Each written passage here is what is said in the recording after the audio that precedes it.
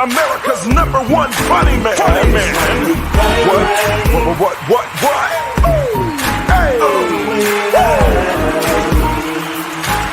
Make some noise.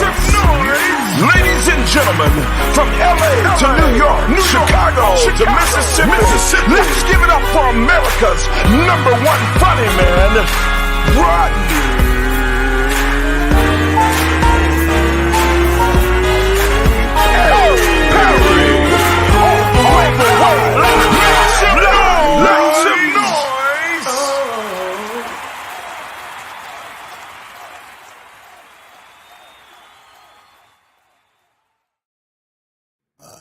What up, party people? We are live.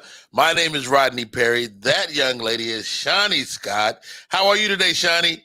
I am wonderful, Uncle Rodney. How are you today? I am great, man. I'm super excited.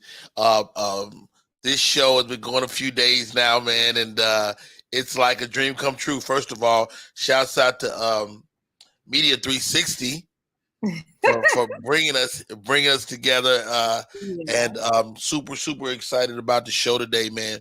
How about this? Mm-hmm. When you do a show like this, and we're all in different places, this is like the new world order. I feel like I'm a part. Like are you in the Illuminati? I feel like I am.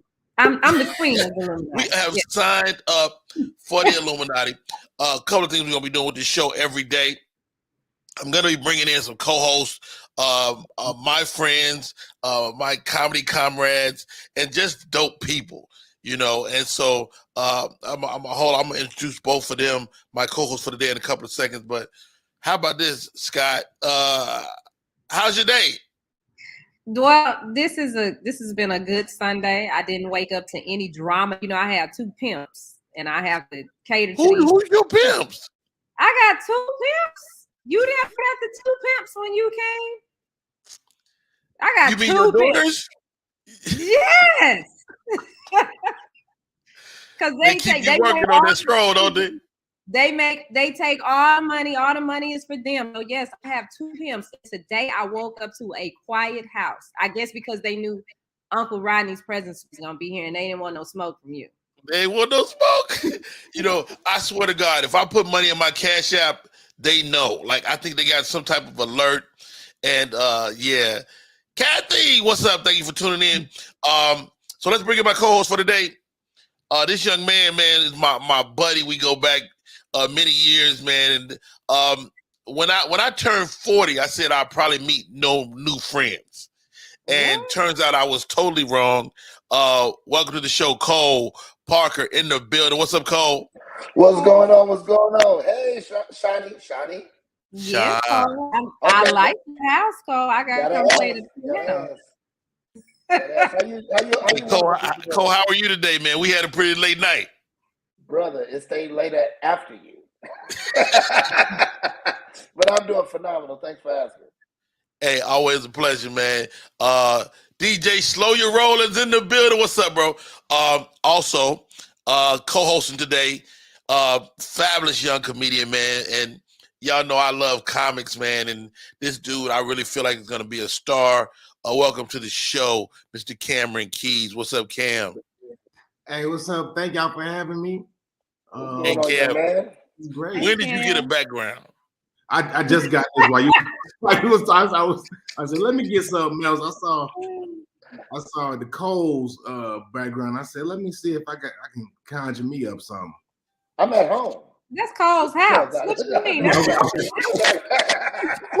at home. Hey, man, the show is Rodney Perry Live. It's all the way live. It's me. It's everything about me. And this is actually, we're recording Thursday show on a Sunday. So we liked it. We was gonna bullshit y'all and act like it was happening now, but why? Yeah, it's okay to meet you. So this is the future, but it's the present. So let's rock it out. A crazy night last night, and I did some stand up. Cole, you were there. We were talking about just finding our way on the comedy stage, man. Cole is going to be hitting the stage real soon. What are you excited most about taking this next step in the comedy? Well, for me, man, I would say that just about putting my foolishness to front row. You know what I mean? It's like I've been me a lot of years. So, I've been very comfortable with the fool I am. But now it's just about, they can say it's always easy to make the ones laugh. The hard part is making those that you don't know laugh. Wow. So that's my challenge that I'm really excited to conquer. Cameron Keys, I want to say I saw you at the early part. Everybody claims they were there at the beginning, but I don't think I was there at the beginning, but you were definitely early on in the game, man. Man, you've been growing exponentially over the past 5 years, bro. Talk to me about this whole comedy game and how you've been going through it, bro. Man, it's been great. From St. Louis, I spent my first 3 years of stand-up in St. Louis. When I did the work with you at a Helium, I think I was 2 years in. Wow. You was the second weekend. The first weekend I did was with Ali Sadiq. And then you were the second weekend. And who was the better human being? That should be an easy question. That should be real easy. Yeah, I mean, you were way more personable. And me and you talk all the time. No. Who is the better human being? Come on, get the answer right now. I mean, but I'm saying yes. But I don't really know. Don't lose your vibe. You about to get kicked off. I'm gonna tell you right now. This might be your last chance. This might be it for your ass. All right. No, all jokes. Just a silly question on my part, man. Super excited about the show today. Shani, what do we got coming down the pipe, man? What we got today? Oh, well, today, guys, we have a sexpert, and she's gonna help you guys get comfortable with. I don't need no help. I got 6 kids. If I don't know, I don't know if that qualifies me, to be honest. But I have 6 children, and yeah. And see, that's the thing. You have 6 kids, so you're probably comfortable in what you do. And this young lady is going to help you become more comfortable in your sexuality so you can try new things with your woman or man. I don't know. I don't want to offend nobody. Or try new things. Offend me. And be able to, express those things that maybe you haven't expressed to your partner that you've been with for, forever or whatever. I don't know what y'all doing. I don't know if y'all hopping around or what. Okay. And then we got to check in. We have a 17-year-old who has this dilemma and she needs Uncle Rodney's advice. Ask Uncle Rodney. That's the segment. Yes. Okay. Ask Uncle Rodney. I like that. Okay. I can't wait to help her. How old now? Because I don't know if I can help a child. She's 17. She's 17. All right. I got my boys going to chime in on that as well. We got the legal eagle coming in later on too. Yes, she's gonna give us some legal advice, and then we have that entertainment segment. The Kardashians are all over the news feeds, and Tekashi 6ix9ine is back in the news. Tekashi 6ix9ine. Yeah. Why? A new snitch chapter or something? Yeah. New chapter on snitching? It's a new chapter. It's a couple of chapters actually. There's a book that's gonna drop about some things. So got a lot going on there. You'll have like a superhead book. Yeah. Okay. We're gonna see. Hey yo, shouts out to my family chiming in. My daughter Rochelle Perry just chimed in, and shouts out to Rihanna Perry as well. They might just walk in behind me and walk past at any point in time. Hey man, comedy specials on the street, guys. Comedy specials on the street. Katt Williams been taking a lot of flack over his special being lackluster. Have anybody seen the Katt Williams special World War III? Yeah, I watched it Friday night. Night. It's a date night and I haven't scheduled it yet. Hilarious. Oh, okay. Well, don't listen to us, Cole. Shani, what do you think? What do you think about the Katt Williams special? I mean, and this I've only heard from comedians, so I don't want to judge it. Well, I love Katt Williams. Let me say that first of all, but I'm a fan as well. It didn't keep my attention like he normally does. I mean, he was Katt, but I guess the topics, it was the subject matter. You know, I like the whole thing about the chicken wings. I think he probably closed like too heavily on the sex part. Mm-hmm. You know, he had like a 20-30 minute run on sex, and I was like, I just know he's better than that, man. And yeah. He looked good. Also, another comedy special. Oh, Cam, what was your thoughts on the Katt Williams? I mean, I enjoyed it. I did think that it was a different pacing that I was used to seeing from Katt. But I mean, I enjoyed it overall. You know what I liked about it? It felt like old Katt to me. Like he looked happy. He looked loose. Like sometimes he comes off like he's wound up, and he looked happy. Shouts out to Sherelle Evans tuning in. She says, "I'm here." Thank you for tuning in, sis. That is my sister popping in. What's up, Stella Landry in the building? Yo, this is your boy Rodney Perry. You're tuned in to Rodney Perry Live. It is going down. The two men on the screen today are my co-hosts, Cameron Keys, Cole Parker. Cole. Yes, sir. Tell me something, dog. Now, I know you haven't seen the special, but I have not. What do you look for in the comedy special, if anything? I mean, like you say, it could be a date night. Are you? I mean, because you become a comedy aficionado hanging with your boy. Absolutely. So I would just say consistency, right? So one thing, like for me, my most recent great show was Earthquake. I really, really enjoyed it in depth, right? I think he had just enough time to do exactly what he needed to do and get the hell out the way, right? I mean, the special was 36 minutes long. Right, Earthquake, right. Dude, he was incredible. Well, go ahead. Right. I'm sorry. No, I just think sometimes when you're trying to add all these additional fillers, sometimes you get lost in the flow, right? So the cadences are not the same. So consistency is really big for me, and I like stupid. Let's start there. I like the worse it can be, the best I love it, so that's really where I am with it, too serious. I do like thought-provoking comedy as well, but I just like ignorant shit. That's really like my go-to. I mean, there's a push nowadays toward being more thought-provoking. Comedy usually reflects who's ever at the top of the food chain. And with Dave Chappelle being at the top of the food chain, people are like a lot more thoughtful, across the board, I think. Right. I'm actually working on some stuff now, and I'm pretty thought-provoking myself. You're right on the line of ignorant too, but yeah, I'm slightly ignorant. That is a fact. Speaking of ignorant, I'll be in New York this weekend. Coming, please catch me. I'll be in New York City. I'll be in Connecticut. I'll be in the Brooklyn. New Jersey. I'll be all over that area this weekend. Find me on the website, RodneyPerry.com. The name of the show is Rodney Perry Live. That lady is Shani Scott. That is my man Cameron Keys. And that is Cole Parker. They're my co-hosts for today. Thank you. DJ Slow Your Roll said he fell asleep on Katt Williams. Man. Slow your roll. Your roll. Well, you gotta slow your damn roll. It sounds like he was just sober this time.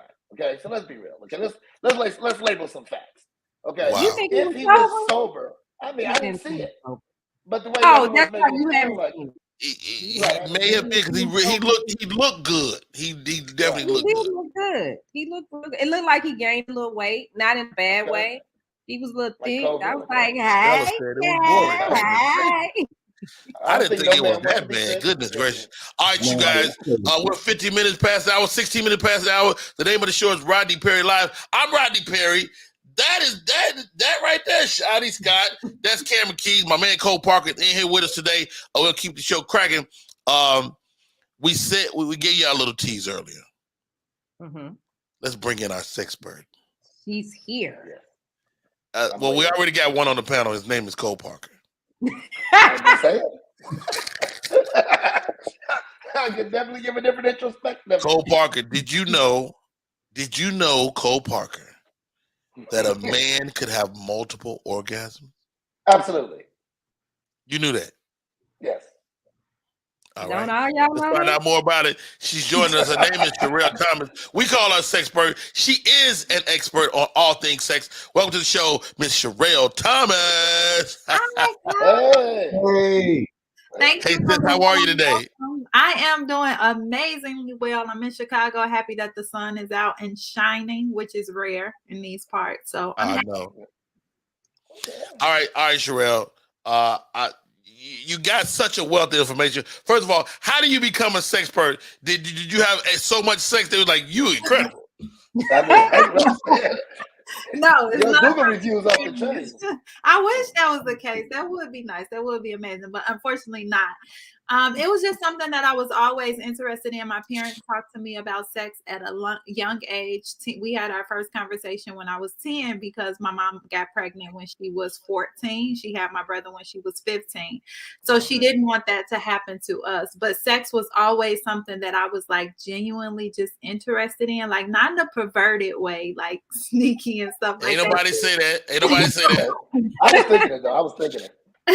But it was more so like I want to find out more, and it's still to this day it's the same thing. Like I'm still amazed at what our bodies are capable of doing, and I feel like a lot of people, majority of people, haven't even touched the surface of what sex can offer. Now, I mean, it's easy for us to take sex lightly, but it's a very important part of most of our lives. But how do let's look at the juxtaposition men to women. How do men approach sex? How do women approach sex? And what's the difference? Okay, so big difference. Men approach sex just in terms of a simple pleasure. Like studies in the brain show that what men correlate sex to is just like playing video games or winning basketball. Like for them, it's more so like this quick, simple pleasure that they want, that they seek. For women, we're looking at it from a standpoint of deeper love. Now, let me back up in regards to the men. Like, even though they go into it with this simple pleasure mentality, when it's good and other components fall into place, that's when the emotions begin to involve with it for them. But women, we lead with emotions and then we go into the physical part. So a lot of women have sex to get love, and a lot of men have sex just to have sex. It's a big difference. Now I understand why we have so many gay couples.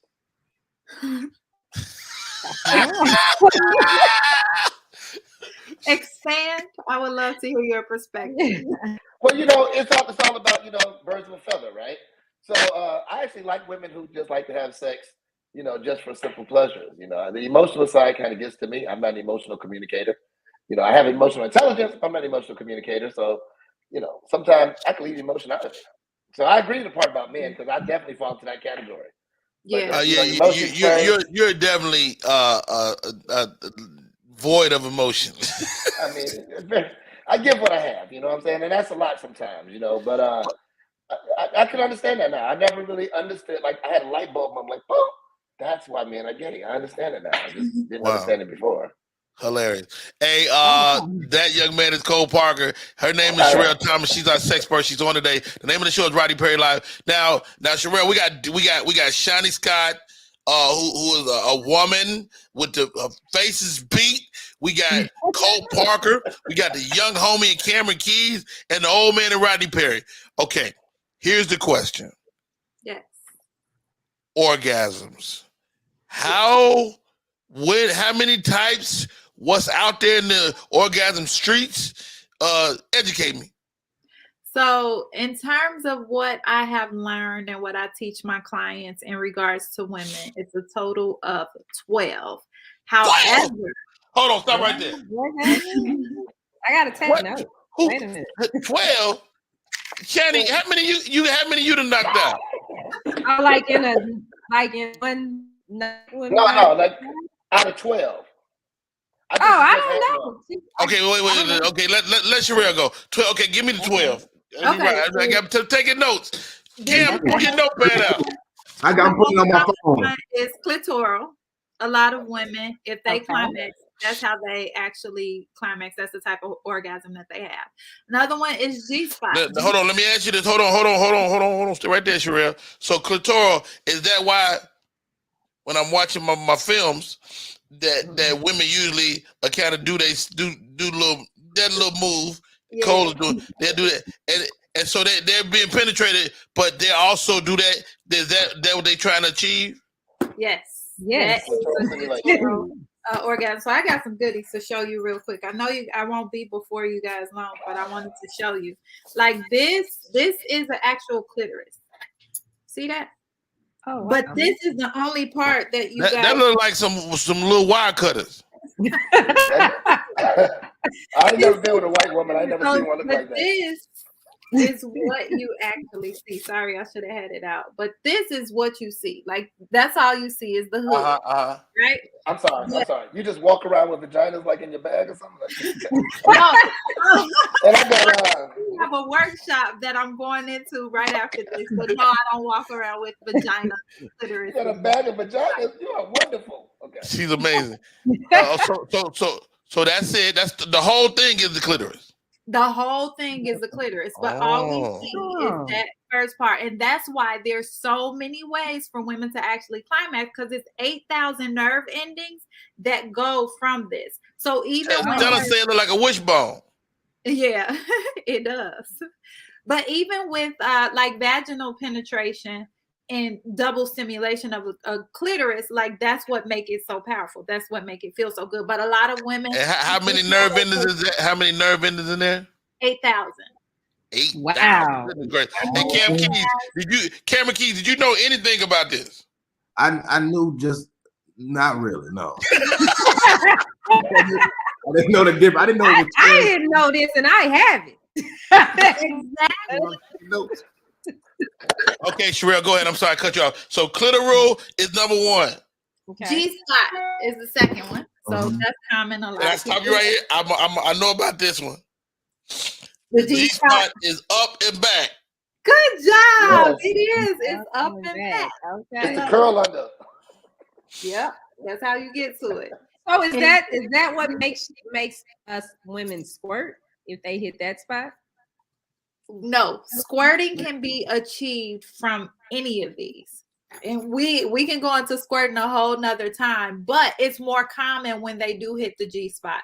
But you can get it from clitoral stimulation, you can squirt. The next one is the breast and nipple, which a lot of people are not familiar with, but women can actually climax from nipple stimulation. See, now that ain't fair. That ain't fair. Right.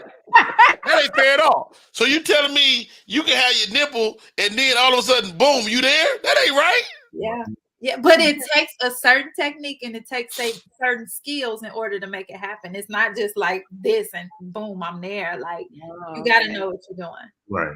Now certain women are more prone to maybe that type of stimulation. Am I right? Or is every woman capable? I think all women are capable of it, but it's being exposed to the right stimulation and the right technique. Oh wow. Okay. Go. Keep going. We at number 4. All right. Kissing the mouth. Really? No. Yes. Oh my gosh, you say really. So you guys might see on your videos, like what you said before, like if a woman is performing oral sex on her partner, she can actually like climax from that. Okay. Yeah. That's different than kissing, but I got you now. Okay. Yes. Yeah, because when you said kissing, I'm thinking just. But from just kissing, there's nerve endings that's connected from the mouth to the clitoris, and you can actually climax from just kissing. Look at my God. Won't he do it? So it's like that old. What'd you say, Cam? They didn't teach us this sex ed. This is definitely didn't know. Okay, kissing. Okay. Okay. Number 5. Y'all want to guess it? He talked about the gay man. Anal. Exactly. Good job. Anal. Number 5 is anal. I don't do that anymore though, but yes, I understand. So you retired, Cole? Did you retire? I had a turd on the end one time. It kind of ruined it for me. A turd? Oh, yeah, we're not gonna do that. I want this I turd. panicked. Oh my God. It happened. You go too deep, it happens. Good for you. Good for you. All right. We at number 6. Number 6 is cervical. And this, a lot of women don't achieve because it takes, like I said, like all of this is pretty much a certain skill set. But with the cervical orgasm, a woman can actually, her brain responds to that like days later. So we can have sex today and I have a cervical orgasm. And 3 days from now, I just get the shivers and the Aftershock. Yeah. Oh, wow. It is. I mean, so your guy would have to be pretty well endowed to hit your cervix. No, you will be surprised, right? So an average She got another. now. She about to pull a cervix out. Average vaginal canal is 3 to 6 inches. The average penis is 5 inches. Certain positions you can get it. Well, hold on, wait. What the hell did you just pull out? What is that? This cocky. Cucumber. Yeah. Okay. I want to see you pack one day, Sherelle. I just want to see you pack. I'm gonna sit back and watch you pack. Baby, what's that? Oh, okay. Okay, so when I think of cervix, I think of like a baby having a child. Let me show you guys. I told you I got my workshop like right after this. So I have a book and all of this stuff that's ready. So it's backwards. So you see right there, that's the cervix at the end. Wait, I'm trying to figure out. Okay, so Yeah. this is the cervix right here. You see that? Okay, visual aid. Yes. So you see how he can hit it, depending on what positions they're actually in and so on and so forth. 2 inches. Wait, but hold on. Stella says she just need 2 inches. Come on, Stella. You need a little sample. Goodness gracious. Stella like them little mini hot dog weenies. You know what those are called? What? They got a name? They actually, that's common. Like it's men who actually walk around with that. Like my heart go out to them, but With 2 inches? Oh my God. Yeah. And so when they get 3 inches, Not 2 inches erect. yes, erect. erect? Wow. No. Man, I know. That's Or a sad. little tink. that's sad. Wow. I just gotta do a We moment of gotta keep silence. going. We got 6 Okay. more. Okay, so the next one, no, that was number 6. Oh yeah, 6 more. So the next one is blended. Blended? Yeah. Oh, So I mean, this, more than one. yeah, some of those that I named combined. Oh, Okay. okay. Combo. Okay. The other one is mental. Like we can actually Okay. climax from mental stimulation, like all that good stuff. Yes, it's possible. Get out of here. Number Like a wet 9, dream of your kid. exactly. Number 9 is multiple, so you can have them back to back to back, but blended is at the same time. Oh wow. Another one is whole body, like where you can just feel it all over, but that can be achieved from different types of stimulation. Okay. Like mushrooms and exit. Number 11 is squirting, ejaculation, which we were just talking about. And then number 12 is the A spot. So a lot of people are not familiar with The what the A spot? A spot. What The A is the spot is the wall between the anus and the vagina. That little thin piece of skin right there. No, not the skin. So it's inside. You see that red? Oh, it's hard because Oh, the yeah. camera- Okay. So that's the A spot. You see the green? The bottom. Yeah, the bottom one. The green is the G spot. Okay. So if the G spot is up and back, the A spot is the other way. Yes. Yeah. I think she just had an orgasm. Yes. yes. Yes. That's it. Y'all got it.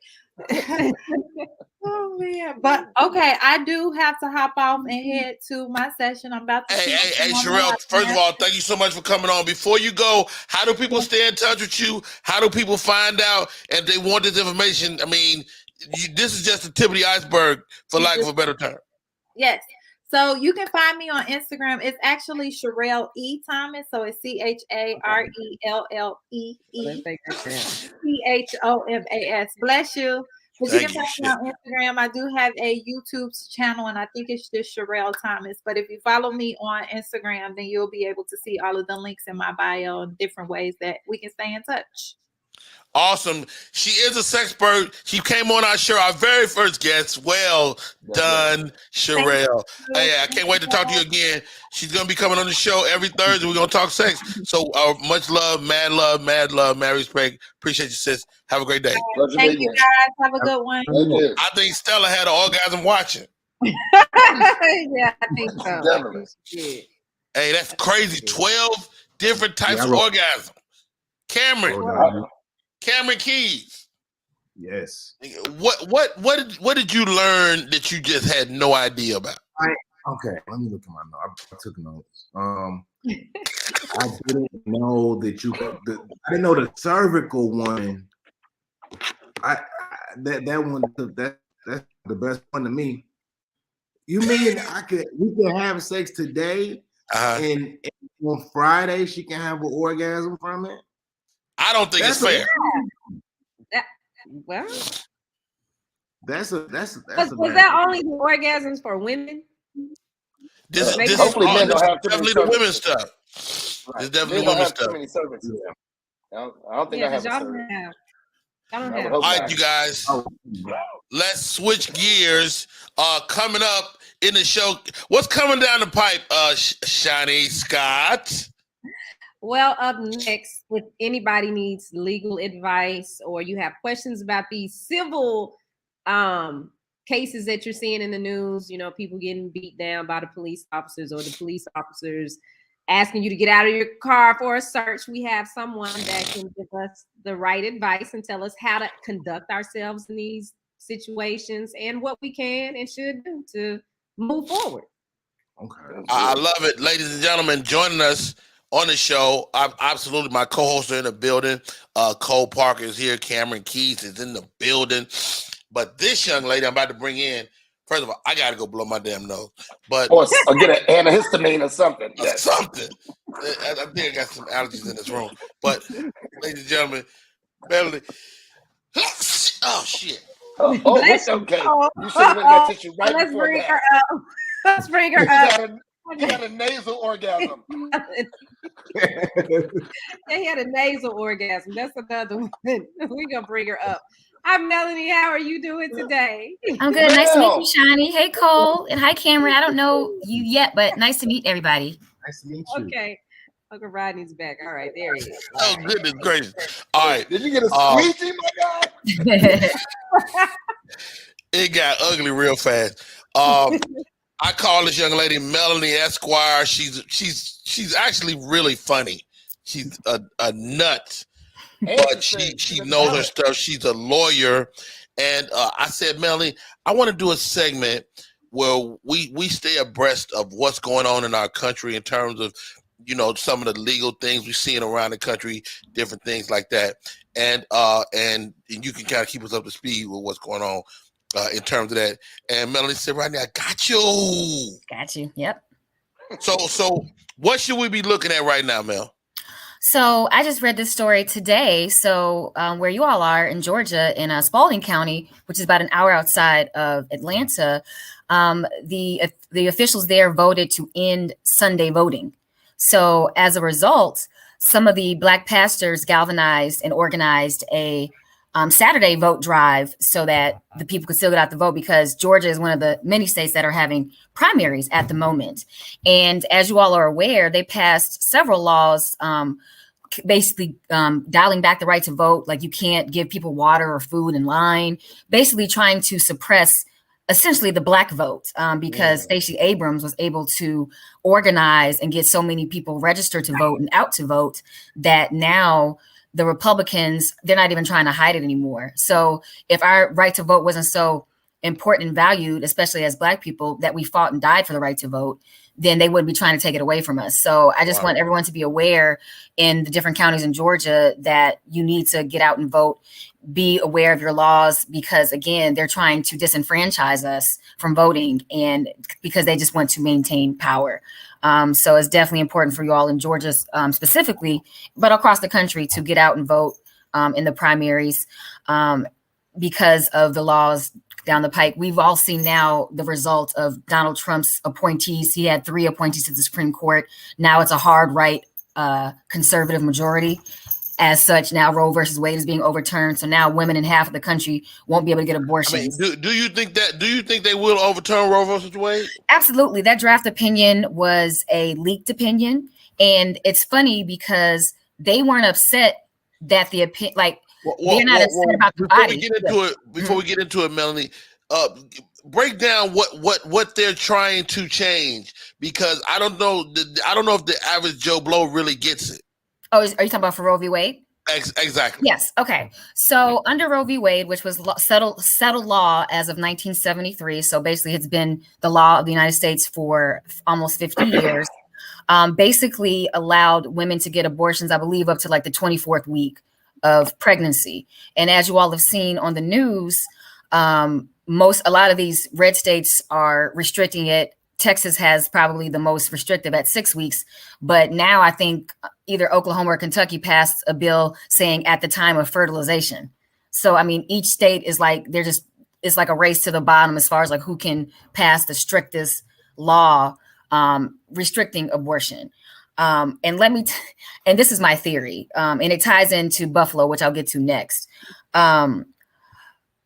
White people as a whole are not having as many children. So this is a way for white people to maintain a population majority and maintain their power because of the browning of America. Because African Americans, we're still only 13 to 15% of the population, but Latinos are set to overtake whites in population in my lifetime. So the browning of America is now that this is the backlash, because if you're forcing women to have babies, that means more white women will have them. And that means more white people will be born because, again, the birth rate dropped for them the past decade or so. So if you eliminate Roe versus Wade, there will be more white people? Because they're forced to have, like now white women are forced to have these children because white women get abortions more than anybody. There's this misnomer or this mischaracterization that black women are white women are the ones getting the most abortions. Really? Not black women. Absolutely. I didn't know that. Absolutely. Because I thought it was just the opposite. I thought it was that Roe versus Wade was an attack on the black children, baby. No. Absolutely not. Absolutely not. White women by and far get the most abortions out of any ethnic group. And obviously Latino women get the least abortions. I'm sorry. Cole, I see you shaking your head. You know about this. Yeah, you got to think, even Planned Parenthood, when they were releasing all the information about Planned Parenthood, I think it was 62.5% of the benefits were used by white women. So, wow. That entails exactly everything that Melanie, sorry, I'm going to say Mel, that Melanie is saying. So, yes, I mean, the issue really comes down to securing the population. It's not about anything else. Population. So let me ask you this, Mel. How does one even attempt to overturn a 50-year-old judgment?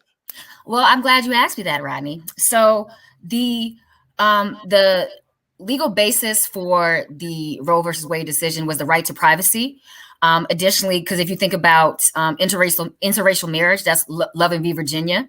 That's also a right to privacy. There's also Supreme Court cases legalizing gay sex. So like sodomy used to be illegal. And then also sodomy is still illegal in some states, right? That's true. Right. Well, no, I mean, I'm not sure. I mean, there's maybe some laws in the books, but they probably are rescinded or, they're out of date because federally legal across all 50 states, you cannot. Sodomy is illegal in my house. Well, it's illegal in my house too. But it's no backdoor policy. But anyway, I had to get that in there. But so also the right to gay marriage is also out of the right to privacy. So this decision overturning Roe v. Wade is going to have many effects down the road, because if you take away the right for a woman to have an abortion, then you put gay marriage up on the table, you put gay sex on the table, you put interracial marriage on the table, because these are all cases that sprung from the right to privacy. So there's also there's been cases litigated as far as what you're saying is Roe versus Wade could be the tip of the iceberg in terms of all these other decisions being overturned. Absolutely. And again, if you think about gay marriage, most gay marriage is not producing children unless they adopt. I mean, or in the event of if it's a lesbian women, then they can obviously still bear children. But so if you think about the larger picture, again, gay marriage is not really producing that many children. You see what I'm saying? True so enough. I mean, it's just it's ridiculous. But I mean, it's a that's what I'm scared to see where this country's going. Well, I mean, they are trying to give men uteruses. Like that, there's like there's what is it called, clinical trials done to actually implant uteruses in men.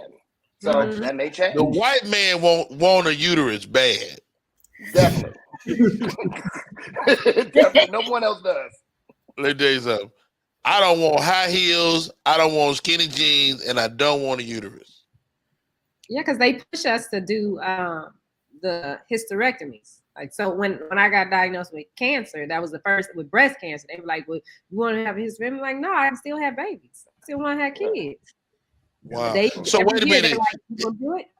So wait a minute, Channing. You implying that they'll take your hysterectomy, take your box out, and put it in a dude?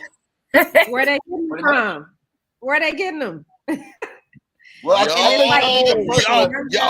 when I think about I think the first ones are pigs. I think the first one of the clinicals they did was pigs, like trying to utilize the pig's uterus to implant into males. I guess I don't know the pronouns for this nowadays, but for men wanting uteruses, I guess I don't know what you call them. But also one thing, if I'm correct or incorrect, Melody, doesn't it also release the power completely to the states on an individual basis instead of federal?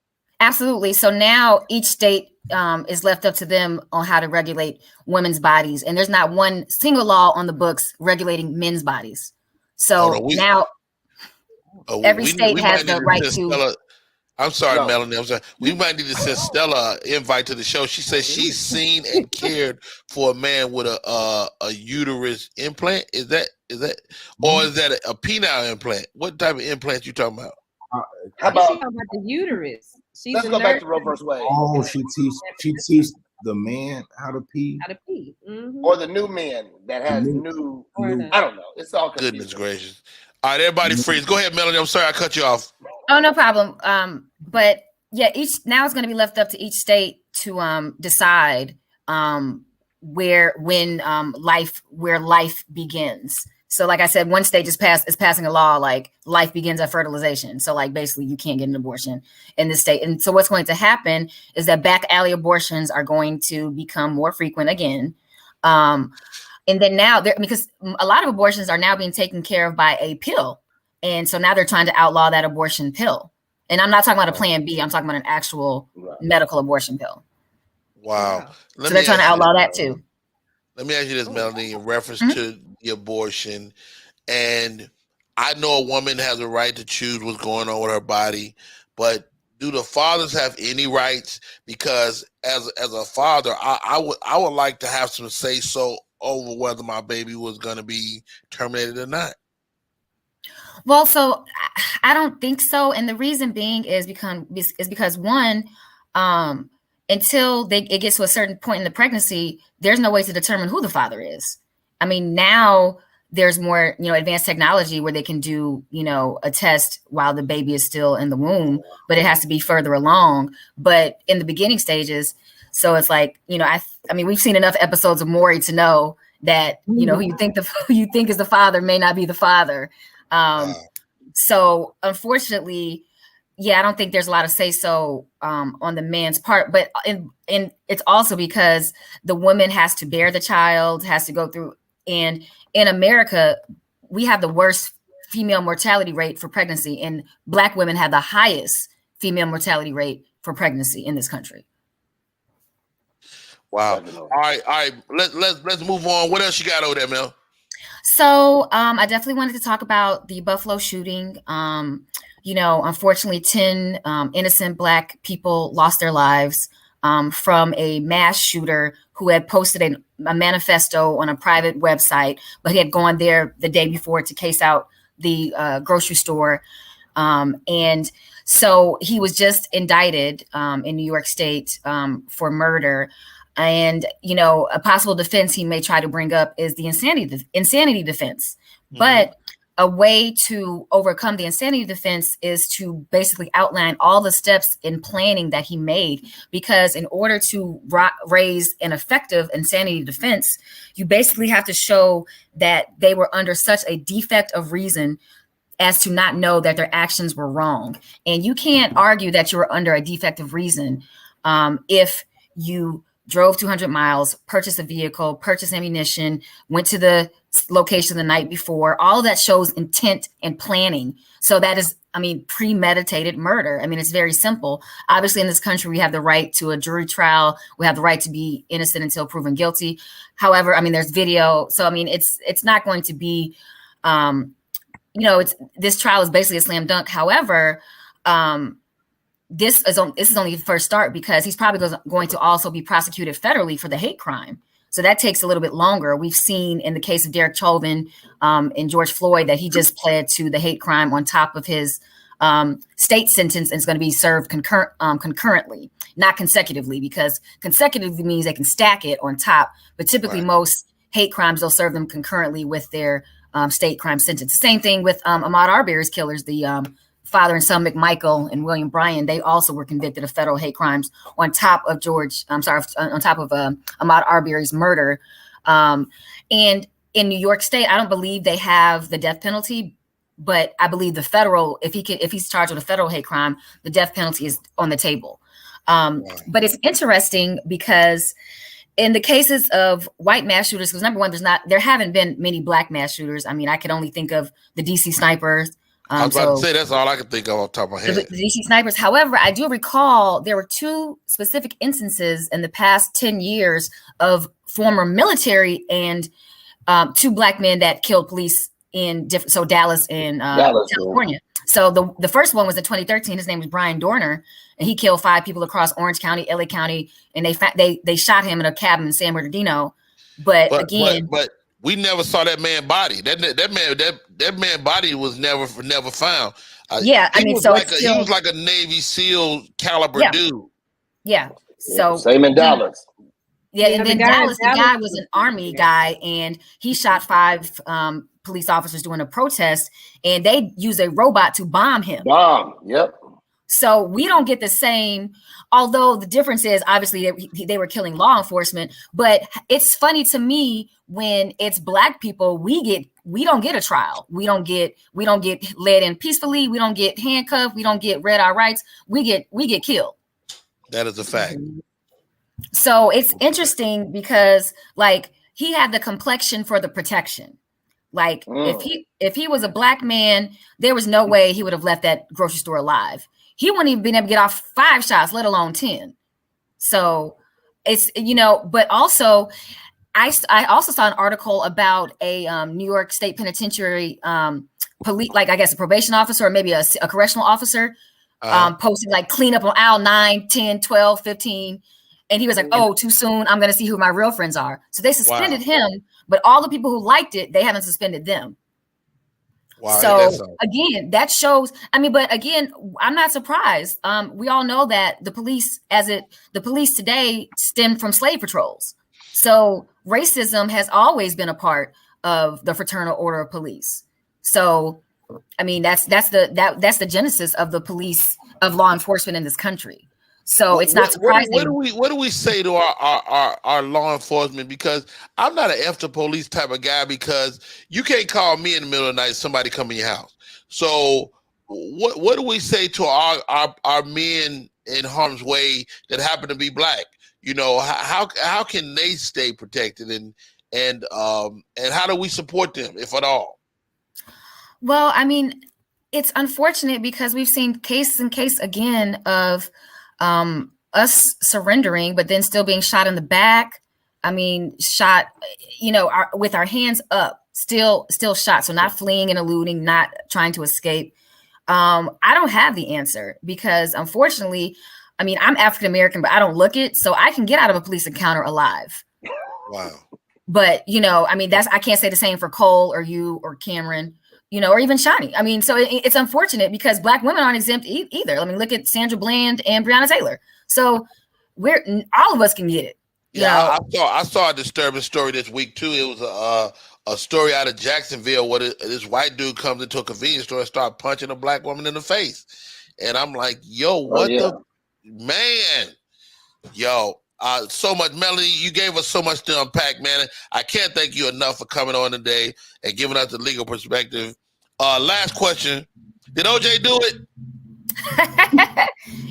He was found not guilty, so I'm going to go with that. He was found not guilty. He stays in the news, though. OJ, go sit down somewhere. Yo, her name is Melody, and we call her Melanie Esquire. Thank you so much for coming on, sis. Really appreciate it. Later, Mel. Thank you. Bye. See you, Mel. All right. Yo, my name is Roddy Perry. You're tuned in to Roddy Perry Live. It is going down. Shiny Scott. We got entertainment news coming up. Am I right? We do have entertainment news coming up. Like I said, those Kardashians are in the news, and our favorite, I don't know, what do we call him, a circus rapper? Tekashi 6ix9ine. Is he a circus rapper? He's definitely a clown. You know, the hair and all that he has going on. That's why I said Got it. when he first came out. You want to go into that, or you want 30 seconds? Can we take a break and come back and do that? We can take 30 seconds. Let's take 32 seconds. We'll be right back. Hey, y'all, I'm Roddy Perry. You're tuned in to Roddy Perry Live. That's Cam, that's Cole, and that's Shiny Scott on air. Want your book or music to be published? Skip the confusion and rejections from others. Let BePublished.org publish and promote your work for less. BePublished.org handles it all, from cover design to worldwide distribution, with high quality and fast turnaround. You even keep rights and royalties. Everything was perfect. You made my dream come true. My book and CD look so good. Call 972-880-8316 now. BePublished.org. 972-880-8316. We are back in full effect. It's your boy Roddy Perry. You're tuned in to Roddy Perry Live. We are in here doing what we do. Cole, what's up, buddy? What's going on? I had to go turn on the air AC, change my lighting. I'm like, Jesus, that 32 seconds got me. Hey, great show, man. We're almost 50 some minutes in the books. Awesome. Great show so far. Shouts out to Sherelle, our sex expert that came through and dropped all type of sexual knowledge. 12 types of orgasms: clitoral, breast orgasms. You know, you can kiss somebody and make them come. I didn't know that. Now you asked how many. You asked me how many had I had. So now I took notes. Okay. Okay, Shani. 3, 4, 5, 6, 7, 8 of them. 8 out of 12. Are you serious? Let's go through them. Let's go through what you haven't had. What I haven't had? Yeah. So, okay. Let's say, no, I want to hear what you have had. Goodness gracious, Cole. Okay. More of those. Yeah, so the clitoral, of course. The Okay. G-spot, yeah. I didn't realize that the cervical was what happens. So that's the one that hit you like a couple days later. Yeah. So you experienced that? Yeah. Yeah, absolutely. Get out of here. Yeah, absolutely. So hold on, don't move. So you had an experience. Right there. No move. So you had experience, and then you were a day later or so, you go, oh. Yeah, absolutely. Absolutely. Awesome. Actually, more than once. Good for you. I didn't know what it was. I just thought that, I'm just, really into my guy. Yeah, because you knew it was him, it was attached to him, but you didn't know what it was. Get out of here. Okay, so that's 3. Like, where you at? You come back. Please hurry up. All right. So beautiful. So we had 3, 4. So the mental, the multiple, the squirting. Stop right there. You had a mental orgasm? Yeah. I think now after what she said, if you can pull off the cervical, then you can pull off the mental. Now, do you have to be do you have to have an imagination for that? I wonder. I don't. I mean, it could just be a thought. Like he might call me and say, "Hey," and That's it. Hey, That's it. Hey, baby. Camera Keys. Have you ever had a mental orgasm? No, everything been physical. So I got a question. So like even as a young boy, right? The wet dream thing. You're not really like stroking yourself, you dreaming. So that is a mental orgasm. Yeah. You see what I'm saying? That's a mental orgasm. Is it? You're locked into the dream, you're heightened, and you climax. That is an orgasm. You know what I'm saying? So well, I know Cameron that had one of them. Yeah. So as grown men, do y'all still have wet dreams? I don't even know what that look like as a grown man. As a grown man, what? Do y'all still have wet dreams? I don't think so. You don't think so? I mean, no. I ain't just wet. I don't. That, if I wet dream, Pete on myself, which is a whole nother show. Right. That sounds like prostate check. Oh God. Oh God. All right, you guys, we're approaching the top of the hour. Shiny Scott giving us all 8 of her. Okay, so what were we down to the last 2? No, that was all 3. of them. Whole body squirting. Now, What what I whole have body done, squirting? You just throw away squirting like that ain't nothing. Like, oh yeah, I squirted that one time. No, actually, just being transparent. It's only been one person that can do that. That's the person you achieve that. Yeah. Good for him. I didn't know. And I was wow. wait a minute, what's happening? Am I peeing on myself? What's going on? You know, is this what happened when you turn 40? Just let it go. Just let it go. I think it's all, I mean, sex is very, very much mental, you know, so as you become like with a person, you can achieve different levels, I think, mentally with that person, and it'll open up chambers that maybe wasn't previously open. Your thoughts, Cole? I just think it's really where you are as far as your heightened level of sexuality. It could be somebody the first time you meet them, they make you squirt just because of their attention to the details of you. So I don't think that it has to do everything tied to emotion, but I do feel like there are many ways to climax. And if you have somebody willing to take the task of trying to venture off with a little checklist, because now I got me a whole checklist. They should have never given me a checklist. But you know, checklist. Check. I've been trying to check them all. But like with women, I've had women experience quite a few of those.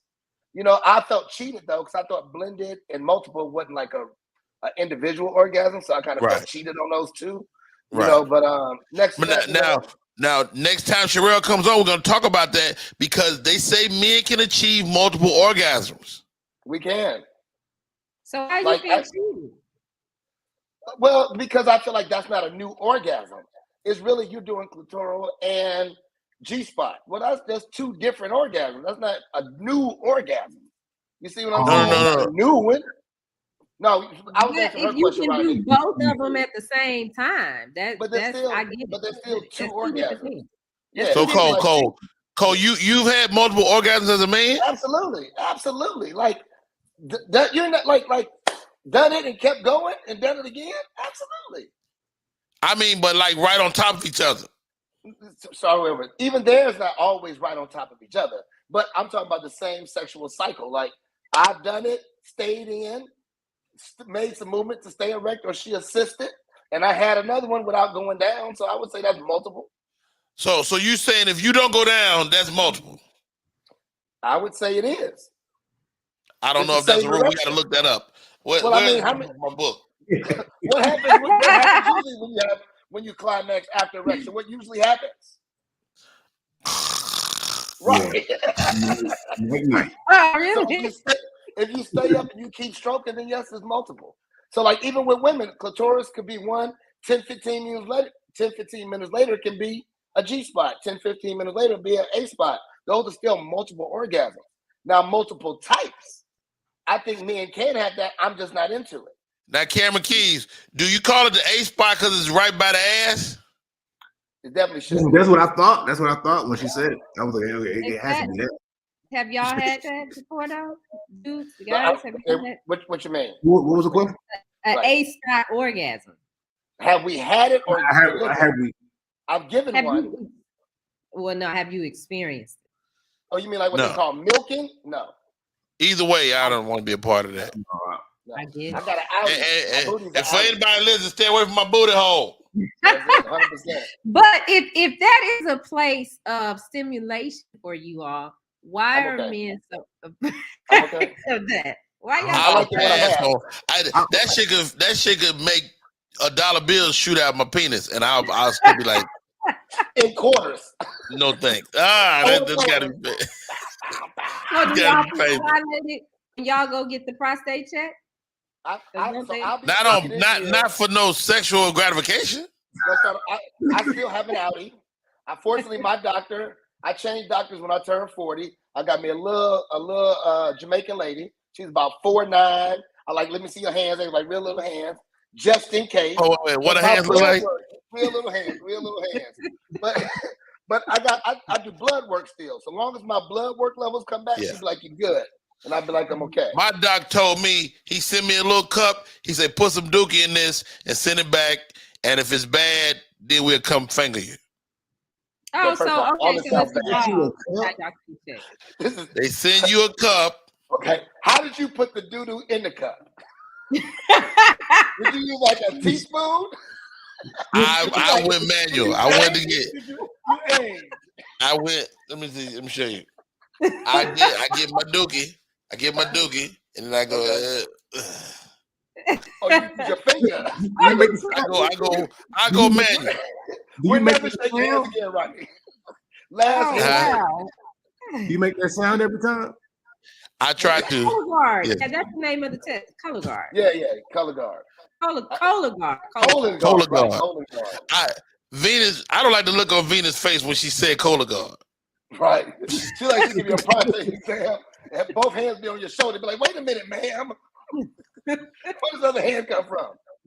All right, you guys, you tuned in to Rodney Perry Live. I'm Rodney Perry. That's Cole Parker. That's my man Cameron Keys and Shani Scott. Shani, you have the entertainment report. Yeah, so I was telling you earlier, the Kardashians are taking over all of the news threads. So one Kardashian got married, Travis and the baby girl, Courtney and Travis got married. Yeah. So it's a wedding day for them. That's all cool. But she's not a Kardashian. She one of them. She's a Jenner. No, she's the old one. Courtney is a Kardashian. Yeah, Courtney. She's the oldest. She's the oldest. She was with the drunk dude. She got the babies by. Yes, the white dude. Okay. Yeah, she's the one that Steve. That was the other guy. But she got married. But this is the thing. Now, you remember when Kim and Kanye started going through their divorce? And everybody was in an uproar because Kanye bought a house right across the street from Kim and the kids. That's awesome. Well, Kim has one-upped him. Now she has purchased a house, the house that sits in the middle of her house and Kanye's house. It's a little bit smaller than the houses that they live in now. But you see the big circle, the big red circle, that's Kim's house. That's Kim. Is Kanye's house. Now that little pink spot in the middle, that's the house that she bought. What? So they just got the whole neighborhood. They basically are getting the whole block. But my understanding, what I understand what's going on and as to why she got this house is so Pete Davidson can stay there whenever he wants to spend the night. So instead of spending the night in her house, she goes to the house for Pete Davidson. She got this for her boo. That's petty. Get out of here. Man, you know, they say Pete Davidson has been giving all type of orgasms over there. Clitoral, breast, kissing. Yeah, Pete has been doing a lot. They say he's destroying the cervix. I think so. Pete allegedly, Pete got the kid's name tattooed on him as well. He did. Now that's a bit disrespectful. It's all petty. That was a little much. Why is that disrespectful? I think it's disrespectful to tattoo First of all, they ain't been together long enough. They ain't even married. But it's his body. I mean, he can do what he want to do with his body, but take my kid. If I was Kanye, I would give me a tattoo gun and put one line through my kid's name on his body. But that's his choice. If he wants. Hold on. Jerry the Great said, Kim said, I ain't never seen until I met Pete. Hilarious. That might be. But I mean, if he wants to he can get whatever he want to get tattooed on his body. So yeah, I just think that that's probable cause to get your ass whipped. You know what I'm saying? Like, especially if you're my new neighbor, I'm gonna knock on the door and punch you in your face. Wow, definitely. They made his kids. Well said, Venus. But all right. What else we got, Shani? Okay. And then moving along, Tekashi 6ix9ine. So he did his little stint in prison, and he was also in some trouble a while back for a hit that happened at This Is 50 Studios in New York. So his team rolled up and robbed a group of people as they were exiting the studios. All right. They thought that the people they were robbing was Jay Prince's son, when in actuality it wasn't.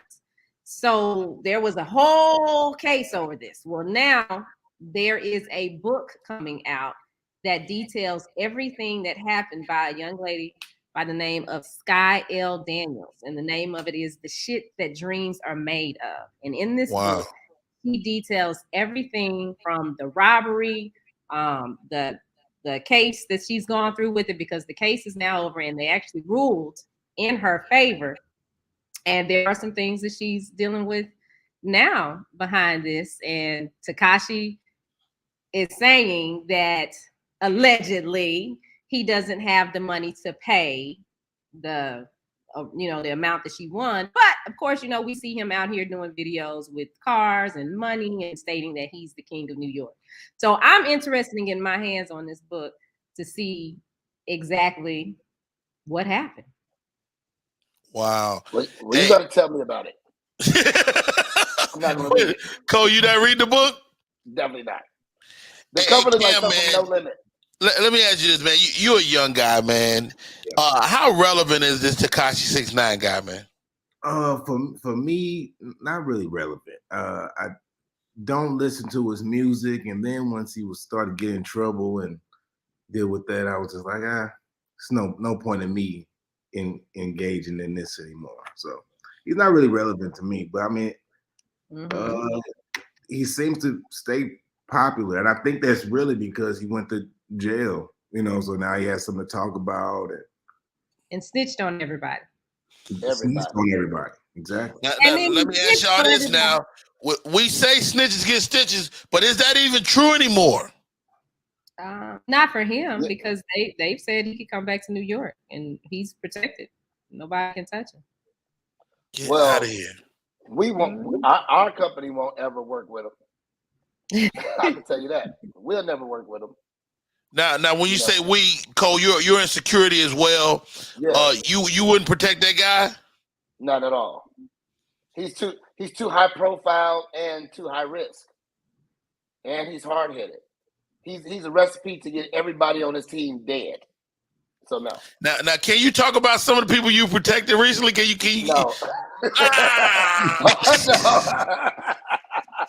Okay. Terrible, bro. So can you tell us the story without telling the names? Okay. Well, the short version is he's talking about Jesse Smollett. So our team was with him during his trial. And after the trial, and after the verdict, and you handled Jesse personally. I don't like the way you made that sound. Let's start over. Okay. So yes, I was on his detail individually for some weeks after the trial. That is correct. He's a great guy, am I right? He's definitely an excellent client. He paid well. Is that what you mean? Ding, ding, ding, ding. He pays on time and he listens. That's always good. He kind of leaned on you for some advice, though, right, Cole? That we won't talk about.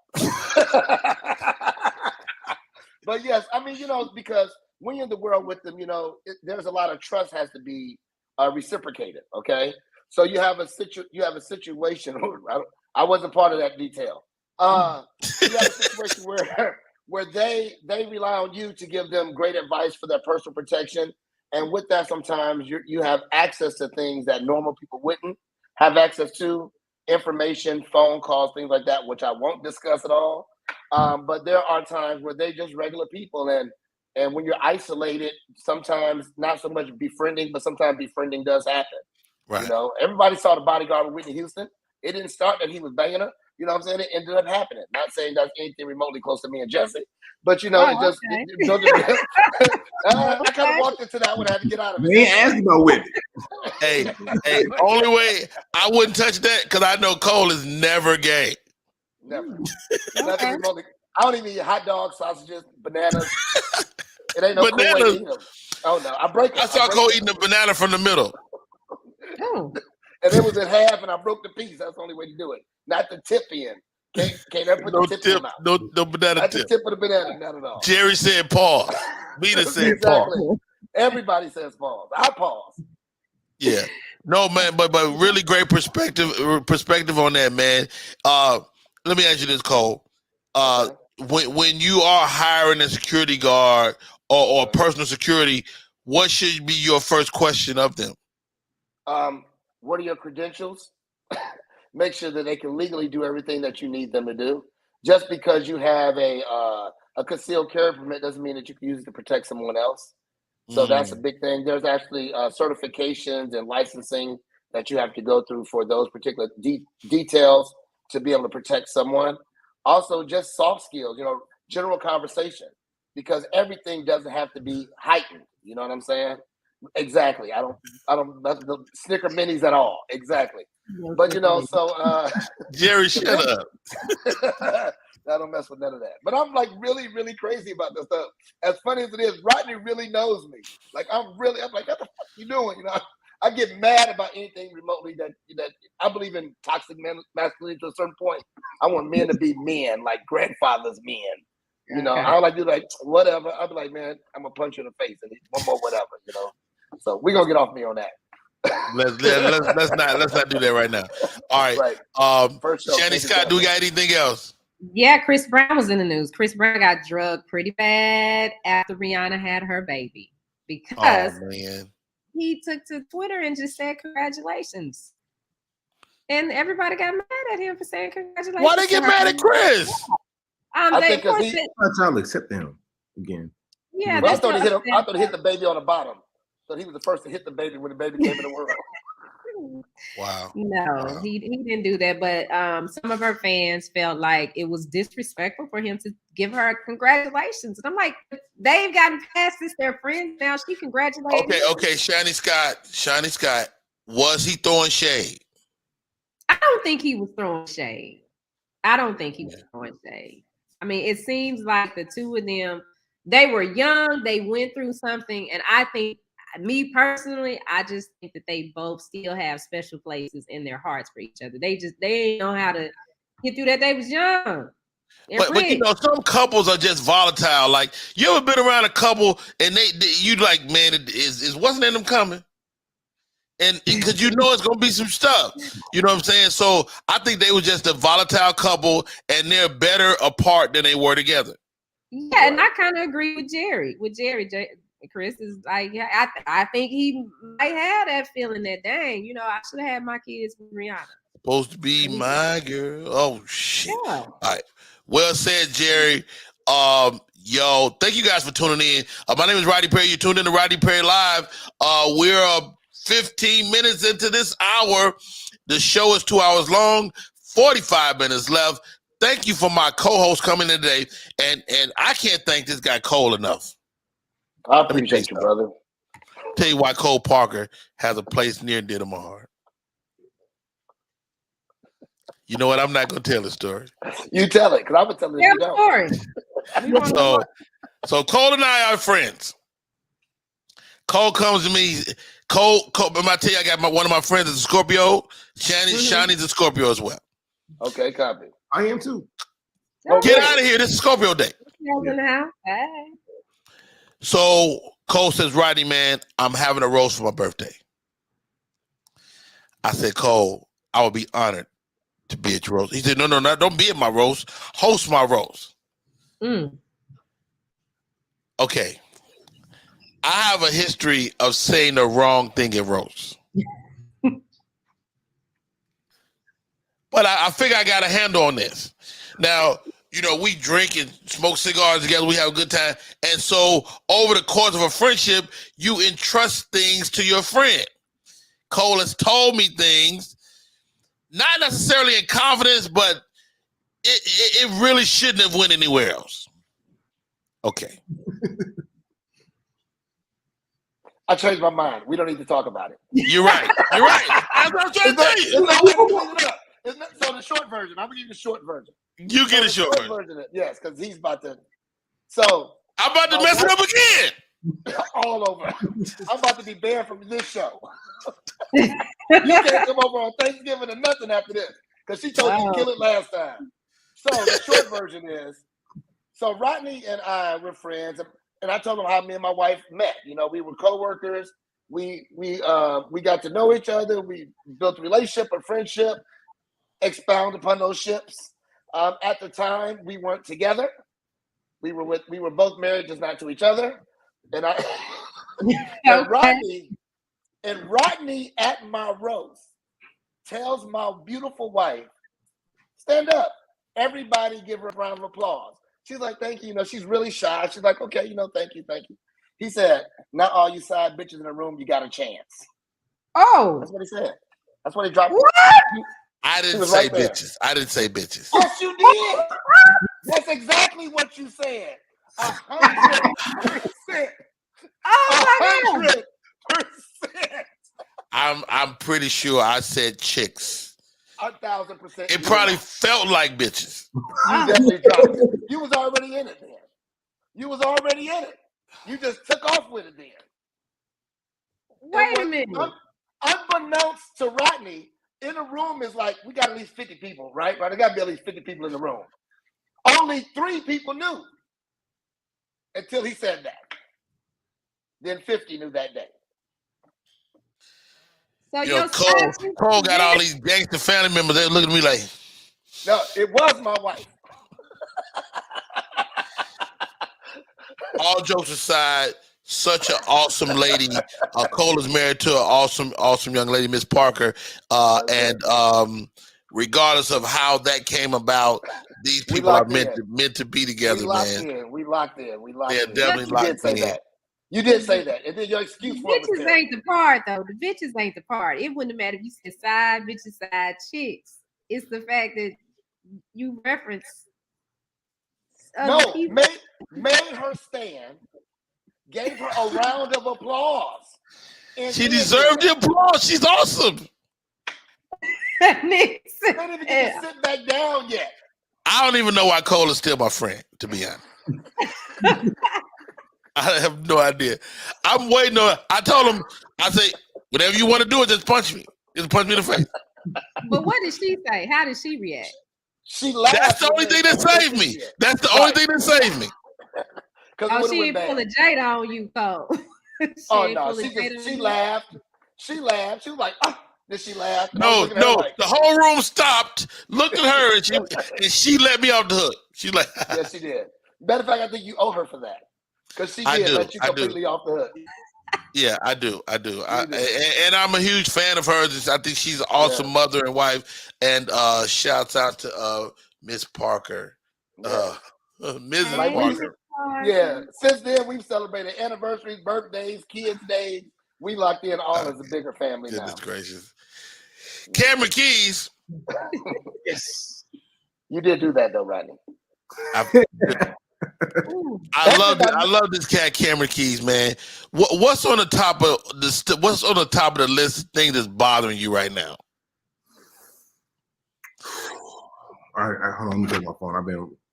He probably don't want to tell you no secrets, Rodney. Hopefully, it's not a secret. Hopefully. Dude, I'm the worst with that's why I don't do roast, because I always say the wrong thing. Wow.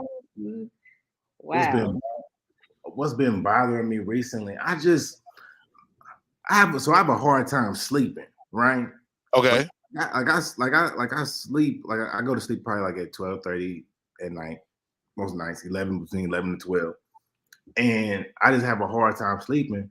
But I think that sleeping too long, I think that 8 hours of sleep is too long. Oh, I agree. It just seems a long time to me. And one night I kept waking up like every 2 hours. And like I think like the longer you think about something, the more it can become like a conspiracy theory. No, because I think 8 hours is too long. Because I feel like the government, what are they doing while we sleep? They want us to be asleep all at the same time. Have y'all noticed that? They want to be asleep all at the same time for 8 hours. That's too long. So what do they do? What you think they doing? Oh, one night I tried to find out. I kept waking up every 2 hours. I cut on all my lights in the apartment and was screaming like, "What do y'all want from us?" Like, okay. I'm still on the search for the answer, but I think they doing something. I'm gonna find out. But so what are you gonna leave the house? What you gonna do? I don't know. I have to find out first, and I got to come up with a plan. I don't know. That's what I've been thinking about. You might want to plan first before you find out. Yo, I want to dedicate this show to a friend of mine. We lost a friend this week in comedian Marcus Combs, manicure, pedicure. Fabulous comedian. You know, Cole, you almost took me out the other day too. What'd I do, brother? You didn't even realize it. So we all had to get together for our friend Marcus, and I don't know what it was. You handed me something, and it just felt like Marcus was handing it to me, and it almost fucking broke down in front of all the guys. And I was like, oh. But let's be honest. If you broke down, it would be okay. It would have been okay. Such a great guy, a fabulous comedian out of Chicago, Illinois. One of those guys that probably should have been way further along than he actually was, but you can't judge a man's success until you know what he wants. He had his family, he had his business, he had his children, and he was a grandfather, man. Just such a great comedian. Rest in peace to the great Marcus Combs, man. And I remember becoming aware of him out of Chicago, and dude, the guy would obliterate rooms. He was just one of those guys that would always kill. And then when we both moved here, we became friends, and I would partake in his food. He was an excellent chef. He was an excellent human being, and his comedy was always stellar. Cole, can you speak to who Marcus Combs was, man? See, now you're trying to take me out, but I'm gonna be good with this. The short version is he's just a great dude, well versed in a lot of things, but didn't know shit at the same time. So like, he was so well rounded that you could almost play any song on the radio and he knew the words. Didn't matter the genre, didn't matter the time frame. Like, all he did in his life was listen to music. But he drove a lot. One thing about being a comedian, they travel extensively, and depending on where you're on the comedian totem pole, you're driving instead of flying, right? So when you're driving extensively and you got shows in different cities, I partook in one of these tours with him one time. We did like 4 cities. And I was like, dude, take me home. You know what I'm saying? Like right. Especially when he's singing country music out loud. But but he's just a very passionate person. If he loved it, he loved it. When it came to music, he was passionate. Food, he was passionate. Cigars, he was passionate. Even certain spirits, he was passionate. Clothes, I don't think they were really important to him. He dressed terribly. Wow. Wow, okay. But no, man. He's a true friend, and will be dearly missed. And I pray for his wife, his daughters, his grandkids, his sisters. And we were friends where I'm intertwined with those. Like, I know siblings of Rodney's people may not even recognize in the room, Like, when you're family and you're friends, we all know each other. Like, he would go to LA and kick it with my brother separate from me. So, he will be dearly missed. I hate to admit it that I was one who had delivered most of the bad news, which happens to be me a lot of times. I think that is because of my connection. I love people, maybe not as much as Rodney does, but I truly do love people. I love interaction. Rodney loves the people. It's a little different. Right. It is the truth. You know, like Rodney would sit and talk to a stranger for hours on end and be crying with him, and they a hug, and I'd be like, he'd give me his cell phone. I'm like, what are you doing? I don't know. I just felt like I need to do it. So here goes, guys. The question of the day is this. And this segment is dedicated to the great Marcus Combs. When you check out, how do you want to be remembered? And the second part of the question is, how will people remember you? Like, so how would you like people to remember you versus how will people actually remember you?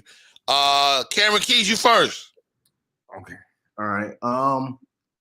I would like people to remember me as a loving, good guy. Easygoing. I was still thinking of my answer when you called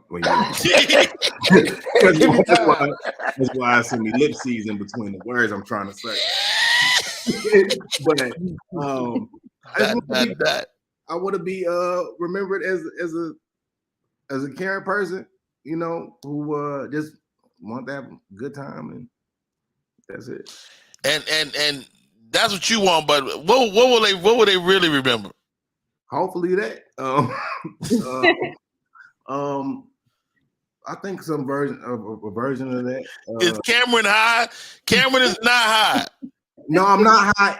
No, I'm not high anymore.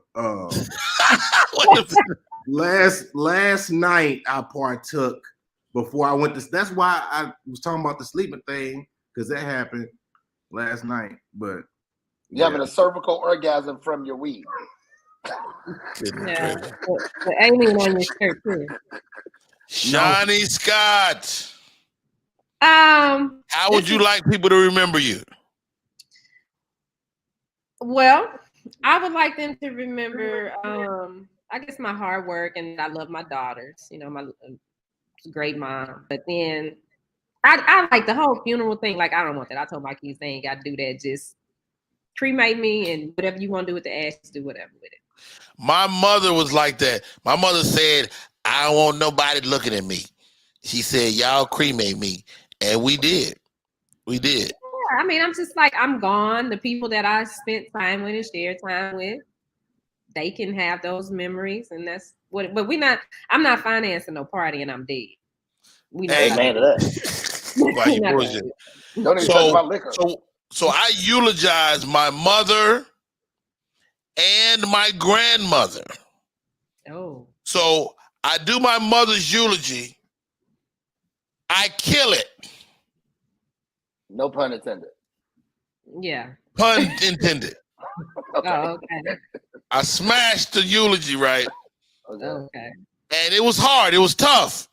So I finished.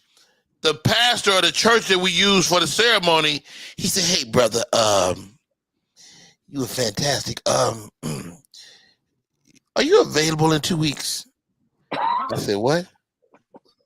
He said, are you available? I said, are you trying to book me at my mother's fucking funeral? Are you serious? Are you trying to book me? How much? Right. Exactly. That part. Pass the trade today. I know your mama was like, boy, you better get this money. Better get that money, boy. So I get the money, but I had to go back to my mother's hometown, which was she lived it before I had to go back to like that place. And it was more traumatizing the day I went back than it was when I was at the funeral. It was like my mother was in that room for me. Yeah, you thought you got away, didn't you? And it was like so like, oh man. So anybody that ever lost anybody important, blessings to you and yours. Now my grandmother, so my uncle tricked me into doing her eulogy. Cause he's like, we're gonna have Uncle Ray do it. I'm like, Uncle Ray? We don't even like that nigga. You know what I mean? Like, and so before I know it, I volunteered, and I realized he tricked me afterward. So I do my grandmother's eulogy. Our first cousin is our oldest elder on that side of the family. She's sitting there, Cole. She goes, my nickname is Mookie. He said, Mookie. I said, yes, ma'am. He said, Mookie, I want you to do mine. I said, what? Do your what? My eulogy. I said, first of all, you still here. Right. This is during the eulogy. And so, long story short, I got another eulogy on the books. On the book. Maybe yeah, this is second career path. Whenever she shut it down, I'm going to be a eulogy guy.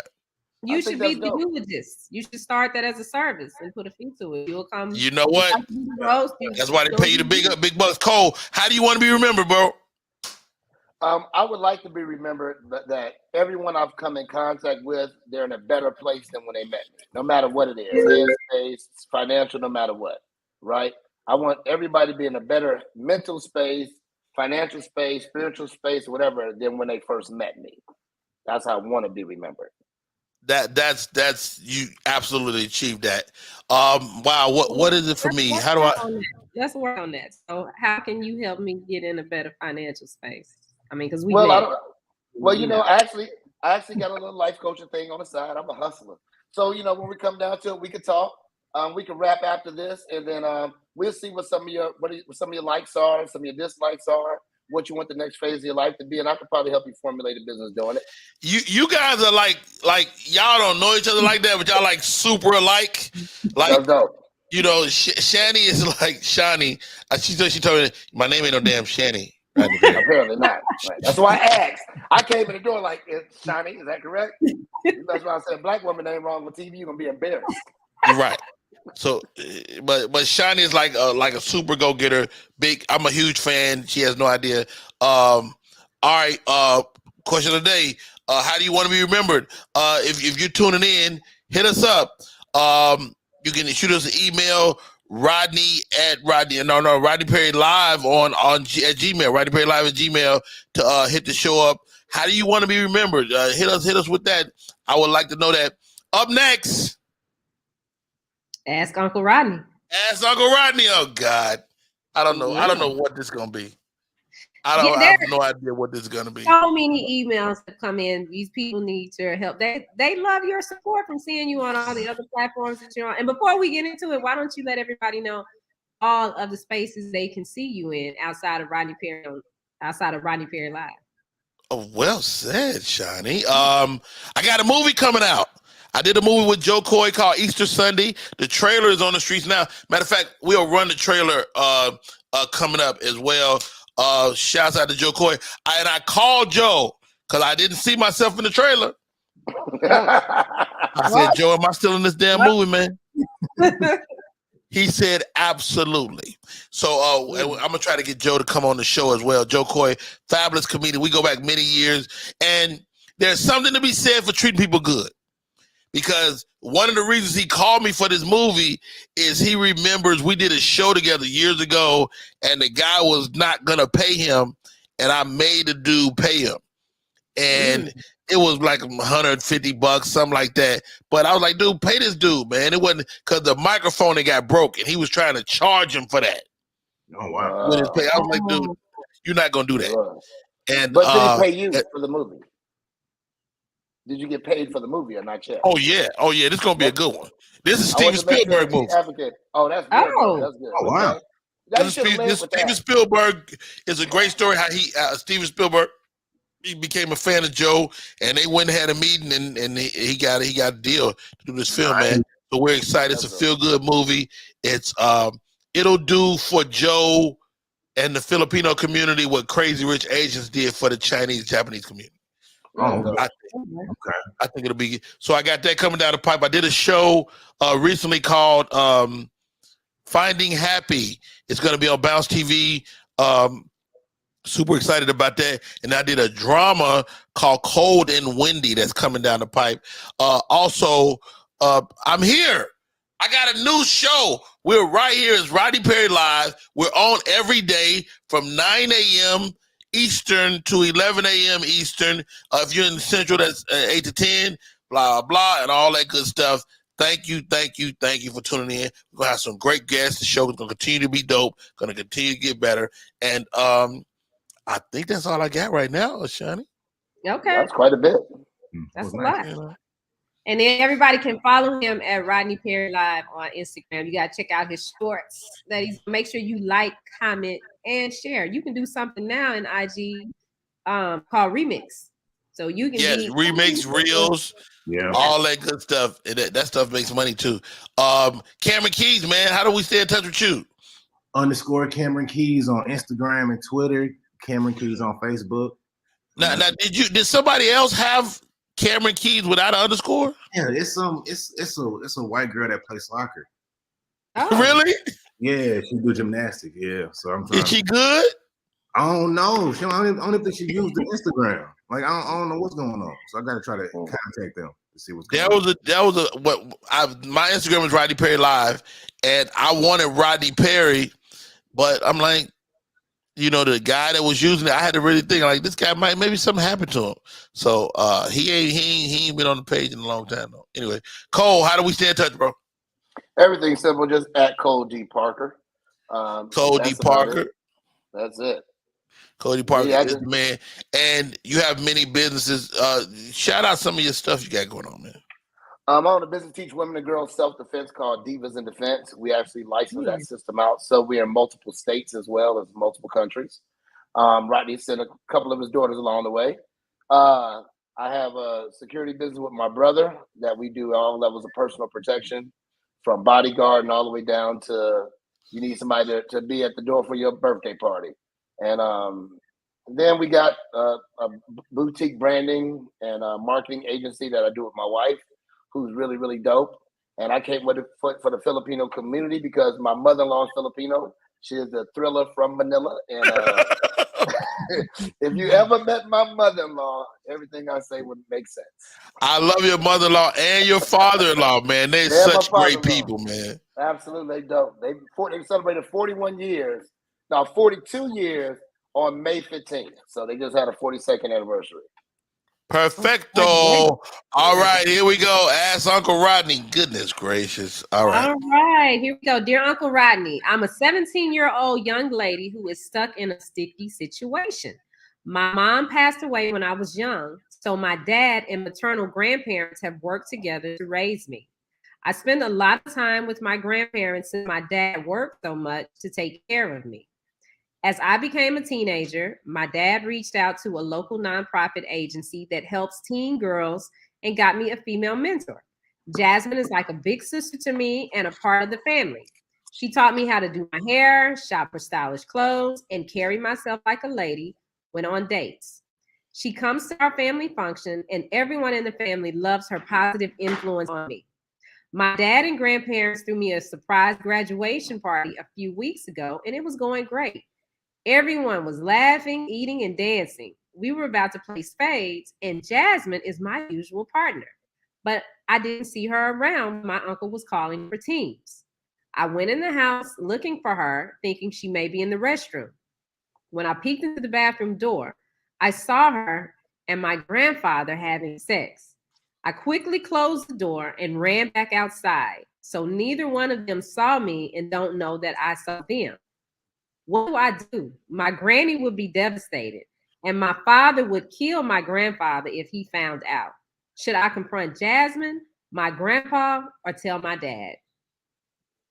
Or mind your business. Look, that's my granny and her grandpa. All right, I got my calls in the building today. Cameron Keys. There's no good. What was it? Go ahead, Cameron. Cameron, what was this? You see Grandpa smashing the babysitter. What do you do? Mentor. I would just be in disbelief. I probably would. I don't know, man. What should she do in your opinion? I think she should, like you said, mind her business, and maybe tell the grandma later on down the line, You know, Wow. I don't know. You seem like it really happened to you. It's too much. That's such a crazy thing to witness. I don't know, man. Grandpa though, Cole. I would tell Grandpa, I saw you. I saw you with your nasty ass. I saw you, Grandpa. And that's all I would tell, because anybody else, the ramifications of it is going to be too much. Let's say you tell grandma have a heart attack, you feel guilty the rest of your life. So you know, you tell your dad does jump on grandpa because they really got a tumultuous relationship that nobody knows, and he dies, and grandma dies because he died. It's just so much to it to say, hey, Grandpa, I saw you. You know what I'm saying? Take care of me now, Grandpa. You gonna owe me a little something. I'm gonna take a bribery. I'm gonna do a bribery. Yeah. I'm gonna get a bribery. Let me tell you, that's gonna be easy for me. I already know what I'm gonna do. I took a picture too, like this. I got my little picture in. Every time Grandpa says something like, I think you should. You know, I think that it's okay to baby. Just let the baby do what she do. We're gonna get her house. This house is hers. This house is her house. All right, Shani Scott. Don't answer. Okay. Let's take a break. Come back. Shani's answer. My answer. This is Rodney Perry. You're tuned in to Rodney Perry Live. Want your book or music to be published? Skip the confusion and rejections from others. Let BePublished.org publish and promote your work for less. BePublished.org handles it all, from cover design to worldwide distribution, with high quality and fast turnaround. You even keep rights and royalties. Everything was perfect. You made my dream come true. My book and CD look so good. Call 972-880-8316 now. BePublished.org. 972-880-8316. What up, party people? We are back in full effect. That could be your commercial right there. The name of the show is Rodney Perry Live. We're looking to add your sponsorship to the show. Shani Scott. Yeah, I'm a girl, so I'd probably see him. I'd be like, oh, granddaddy, knocking out just when I kiss him. Wait. You gonna go into the party and tell everybody? Bust up the whole party. I'm a girl.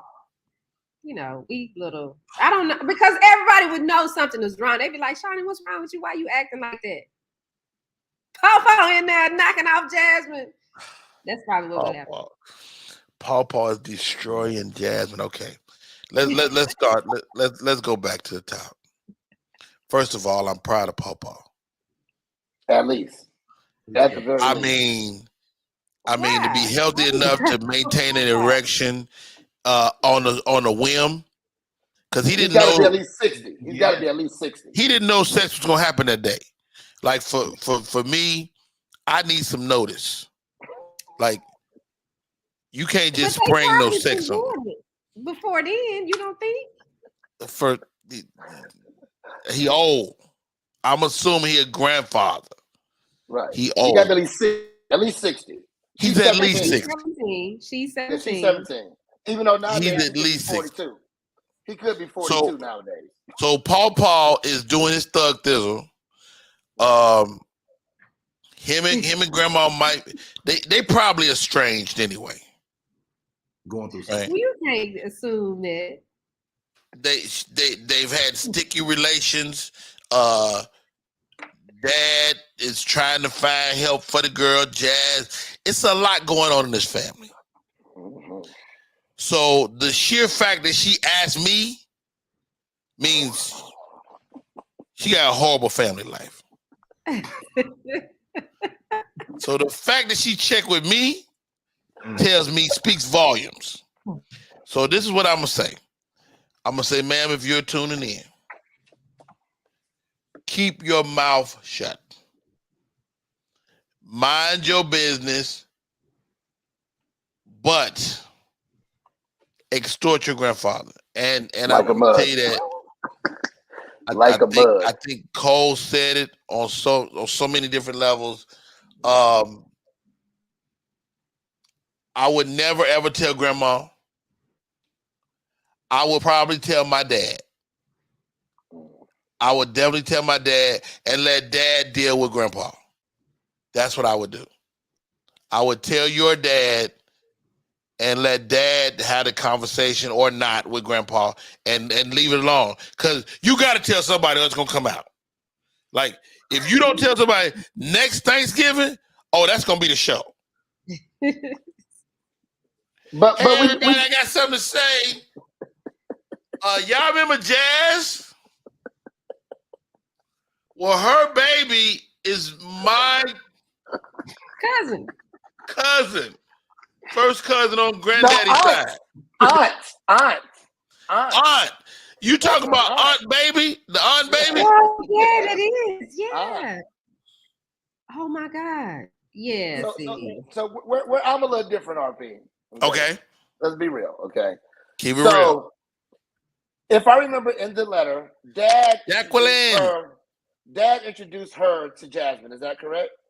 Right. Yes. So is it a possibility that Dad's hitting Jasmine too? Oh. So now you mess around and tell your dad, and you really got to squabble. You see what I'm saying? You got to be careful because Dad might have been hitting it first. Yeah, because you know what? I'm gonna make my comment, and I'm gonna just say this, and hopefully my wife not listening. But to the young lady that wrote the letter, give Jasmine my number. I need a piece. Just to see if it's worth it. Cam, now Cam, would you like some as well? Oh my God, we're not gonna pass Jasmine around. We are not passing Jasmine around. No, not doing it. I don't have to ask Cole. Cam, do you want some Jasmine vagina? No, I don't want it. And if so, what type of orgasm are you gonna give her? I don't want any of her vagina, but I am looking forward to doing a cervical. That's the one that just amazed me. A couple days, that's ridiculous. That's crazy. That's amazing. Cole Parker, Jasmine is in them streets. Hey, let me tell you, that's why I'm looking at this differently, right? You know, let a hoe be a hoe. You know what I'm saying? It's like I'm not one of them people to let there be a problem. I'm perfectly fine with hoes. I don't know why people got such. I'm a hoe advocate. Okay, I advocate for hoes. I'm a hoe advocate. Hoe advocate. Absolutely. If you want to be a hoe, be the best hoe you can be. I really mean and you bring up a great point, Cole, because we haven't really discussed that. Like, okay, wait. This is Jasmine's fault too. We looking at Grandpa being responsible, but he an old man. Ain't nobody looked at him in years. But Grandpa might have it going on. You see these grandpas out here that's fine and they stylish. They 70 years old. They and zaddies. like, hey, Papa. They zaddies now. What if Grandpa got dementia and he think that Jasmine is the grandma? See that? But Jasmine ain't hitting the Papa with dementia. We not doing that. The Papa with dementia. First of all, hey, shouts out to our other sponsor, Viagra and Cialis. Look, but I personally think Grandpa's the victim. Grandpa is definitely the victim. He's the victim here. It's a great chance. It's a great chance he didn't really just come on to Jasmine. He was like, look at you there, girl. And she said, meet me in the bathroom. He's like, bathroom? Because he was in his own house too, right? It was a family event. It was definitely his crib. I think, truthfully, you should hug your grandfather, whoever this young lady is, and tell him that you love him. Get Jasmine away from y'all, though. Right. No. Get her out the family. I think unless you want to be a hoe. If you want to be a hoe, you got a great mentor. Jasmine has been a great mentor, she said. It's not all Jasmine's fault. Papa is the more mature person here. He has more life experience, so he should have, cut it off with Jasmine. How do we know? Wait, I can have a mentor that's 90 years old. How old is Jasmine? We pointing the finger at Grandpa too much. I think it's an attack on grandfathers everywhere, and I'm not okay with that. But it don't matter how old Jasmine is. Grandpa know he married and he's not supposed to be dipping in other waters. Can we get her off the screen or something? Oh, God. All right, let's go, guys. My name is Rodney Perry. You're tuned in to Rodney Perry Live. You can catch us on Facebook, LinkedIn, YouTube, Twitch, Twitter. What's that other one over there? Oh, Media 360. Apple TV. Apple TV, all that. We're everywhere you want to be. The name of the show is Rodney Perry Live. We're gonna be rocking this out every day. We cannot do it without you. Thank you to all of you that rock today. Thank you to our guest, Sherelle Thomas. Thank you to Melanie Esquire, who popped in and talked legal eagle stuff with us. And we'll see you on the next one. My name is Rodney Perry, and that's it.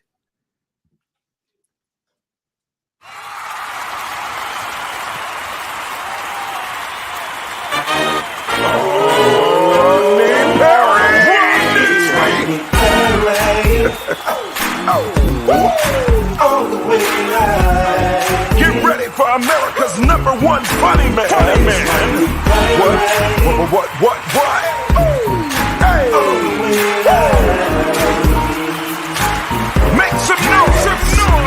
Ladies and gentlemen, from LA to New York, Chicago to Mississippi, let's give it up for America's #1 funny man, Rodney